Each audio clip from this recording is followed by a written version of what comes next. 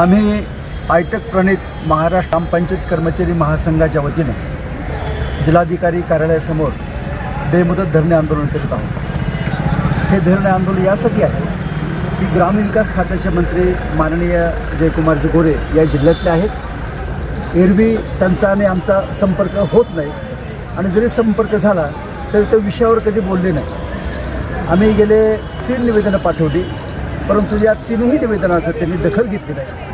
आम्ही 8 ऑगस्टला महाराष्ट्रातल्या 28 जिल्ह्यामध्ये आंदोलन केली, 18 ऑगस्टला संपूर्ण विभागीय कार्यालयावर आंदोलन केली आणि आम्ही असं सांगितलं होतं ह्या 2 आंदोलनाची दखल जर नाही घेतली तर आम्ही 8 सप्टेंबर रोजी आपल्या दस्तूरखुद्द सातारा जिल्ह्यामध्ये येऊन आपल्या नावाने आंदोलन करू। खरं म्हणजे आम्ही जे मागत आहोत हे शासनमान्य प्रलंबित मागणी आहे। किमान वेतनाची पुनर्रचना करणे ही शासनाची जबाबदारी आहे। अभय यावलकरच्या शिफारशीची अंमलबजावणी करणे ही शासनाची जबाबदारी आहे आणि म्हणून आमचं म्हणणं असं आहे की जे शासन मान्य आहे त्याची अंमलबजावणी शासनच करत काय गुणवत्तेचे आहेत त्याचा अनुभव आपण घेत आहोत। देवेंद्र फडणवीस काय आणि त्यांची पिलं काय, अजित पवार काय आणि त्यांची पिलं काय,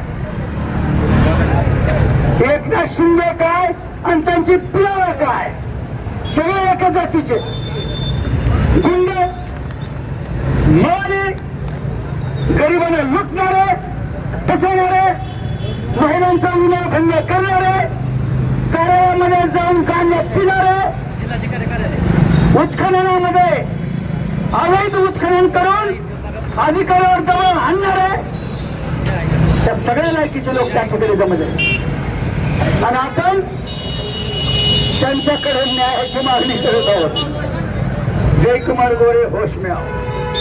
आता हा कधी येईल का होशमध्ये?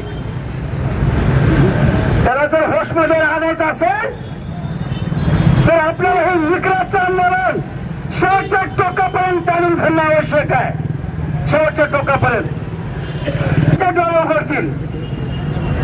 अरे तुम्हाला मी नम्रपणे सांगेन